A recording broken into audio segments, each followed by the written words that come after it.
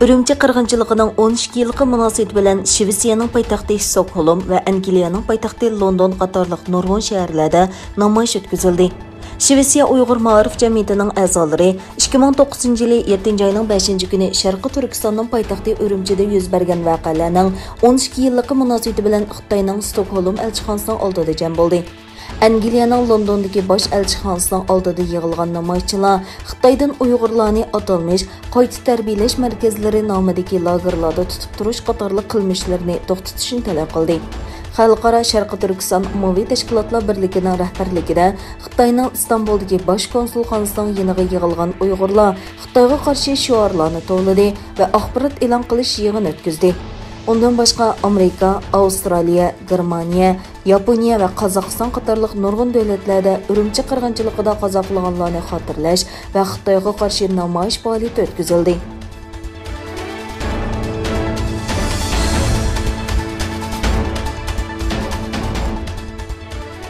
2009 yili 7 oyning 5 kuni Xitoy hukumati adolat talab qilib chiqqan Uyg'ur namoyishchilarini bostirib, orqadan qonli qirg'inchilik yurgizgan fojiali kun bo'lib, Xitoy hukumatining Uyg'urlarga qaratgan siyosatining burilish nuqtasi hisoblandi.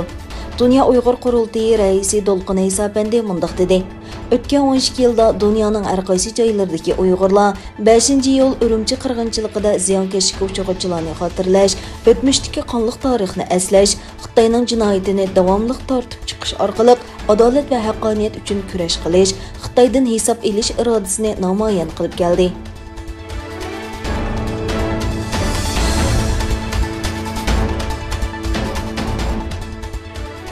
Xitoy taratqullarining xabar qilishicha, Uyg'ur avtonom rayonlik hukumat 5-iyul Beyjingda 12-chi qatimliq Xinjiang axborot e'lon qilish yig'ini ichib, xalqarodan kelayotgan kuchlik ayblashlarni og'dirishga uringan hamda atalmish Xinjiangda terrorlikqa qarshi kurashning dastlabki g'alabasi qo'lga keltirildi. Xinjiangda 4 yildan beri terrorlik, zo'ravonlik voqealari yuz bermadi. Xalqning xotirjamligi kapolatga ega bo'ldi degan bema'ni safsatasini bozorga solgan.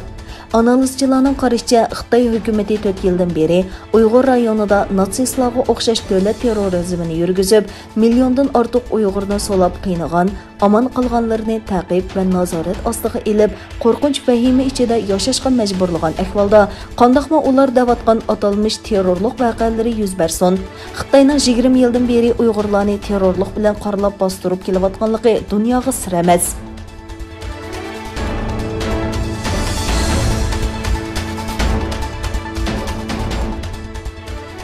Xitoyda cho'ng tipdagi taksi o'rtoqlashish programmasi Didi qatorliq bir qism texnika shirkatlarining applari cheklangan.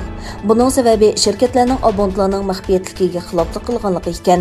Beyjing hukumati davlat ichidagi texnika magnatlarga bo'lgan besimni oshiryotdi. Davlatning tor bexatarlik organi Didi va 3 ayrim appni setishdan chiqarib etishni qaror qildi. Doiralar shirkatning abonentlarning shaxsiy maxfiyatligiga daxl-taruz qilganligini aytgan. Qarorga asosan shirkatlar faoliyatini davomlashtira oladi, ammo ular yangi abonentlarni tizim qoldira olmaydi. Didi va boshqa 3 shirkat yaqinda Amerika aksiya birjasida ommaga sunilgan shirkatlarning ichida bo'lib, bu Xitoyning noroziligini qo'zg'agan.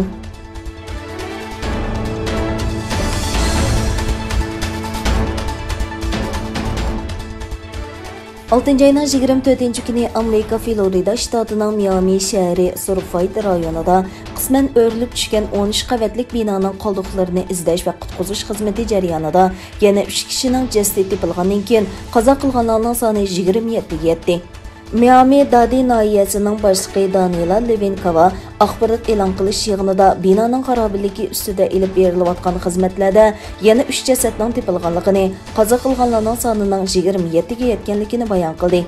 Kava xarobalik ostidagi 118 odamdan hozirgacha hech qanday xabar yo'qligini bayon qildi.